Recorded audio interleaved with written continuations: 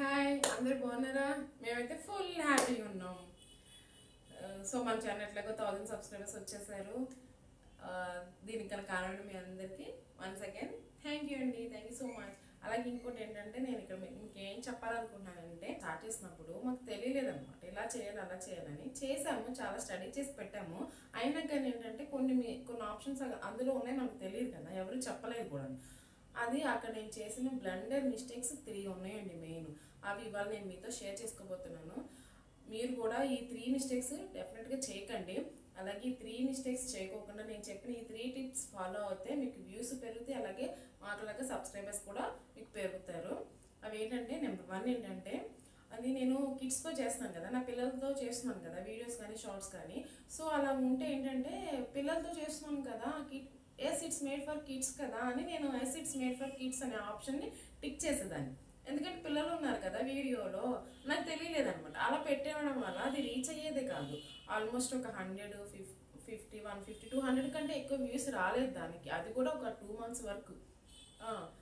ఏంటంటే అక్కడ no it's not made for kids మాత్రమే పెట్టాలండి. పిల్లలు ఉన్నా కూడా, పిల్లలతో చేసినా కూడా దాన్ని అక్కడ no it's not made for kids ఆప్షన్నే టిక్ చేయాలి. అదొక మిస్టేక్ నేను చేసింది.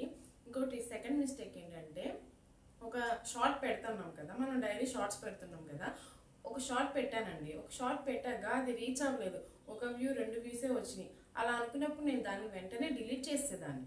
అలా చేయకూడదు. డిలీట్ చేసి మళ్ళీ అదే సాంగ్తో అప్లోడ్ చేసేదాన్ని అనమాట. ఇప్పుడు ఫర్ ఎగ్జాంపుల్ ఒక షార్ట్ అప్లోడ్ చేశాను, అది రీచ్ అవ్వలేదు. రీచ్ అవ్వనప్పుడు ఏంటంటే డిలీట్ చేసేసి మళ్ళీ సేమ్ సాంగ్ అప్లోడ్ చేసేదాన్ని. అలా చేయకూడదు. సాంగ్ మార్చి అప్లోడ్ చేయండి, డెఫినెట్గా వ్యూస్ పెరుగుతాయి. నాకైతే పెరిగినాయి. హాఫ్ అన్ అవర్లోనే ఒక 5K 10K వ్యూస్ వచ్చినాయి నాకు. డిలీట్ చేసి మళ్ళీ వెంటనే అదే సాంగ్తో పెట్టకూడదు. ఇది సెకండ్ మిస్టేక్.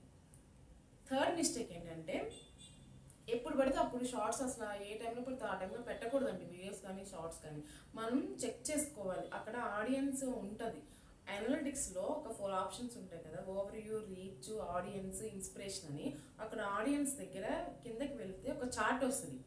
ఆడియన్స్ ఏ టైంలో మన వీడియోస్ ఎక్కువ మంది చూస్తున్నారు, పలానా డే ఏ టైంలో ఎక్కువ మంది చూస్తున్నారు అనేది అక్కడ ఉంటుంది, చార్ట్ ఉంటుంది. అది వీక్లీ చేంజ్ అవుతూ ఉంటుంది. ఇప్పుడు ఫర్ ఎగ్జాంపుల్ ఇవాళ ట్యూస్డే అనుకోండి, ట్యూస్డే 7 PM మీకు వ్యూస్ బాగా వస్తాయి. సో మెనీ వ్యూయర్స్ అనేది ఉంటుంది. అక్కడ వ్యూస్ బాగా వస్తాయి మీకు. అప్పుడు మీరు 6:30కి అప్లోడ్ చేసుకోవాలి. 6:30 PM ఒక హాఫ్ అన్ అవర్ ముందు అప్లోడ్ చేసుకోవడం వల్ల మీకు రీచ్ పెరుగుతుంది, అలాగే వ్యూస్ కూడా బాగా వస్తాయి. ఈ మిస్టేక్ ఫాలో అవ్వండి. నేనేం చేసేదాన్ని అంటే, మా హస్బెండ్తో కాదులే ఎందుకు రాదు వ్యూస్, ఇలా ఇప్పుడు పెట్టేద్దాం, ఇప్పుడు 7కి సో మెనీ వ్యూస్ ఉంది అంటే 6:30కి పెట్టుకోవాలన్నాను కదా, 6:30 కాదు 2కి పెడతాం లేదా 3కి పెట్టేద్దాం, ఎప్పుడు పెడితే అప్పుడు పెట్టేద్దాం అనేదాన్ని. అసలు అప్పుడు అలా పెట్టడం వల్ల నాకైతే వ్యూసే రాలేదనమాట. తర్వాత ఈ టిప్ ఫాలో అయ్యాను.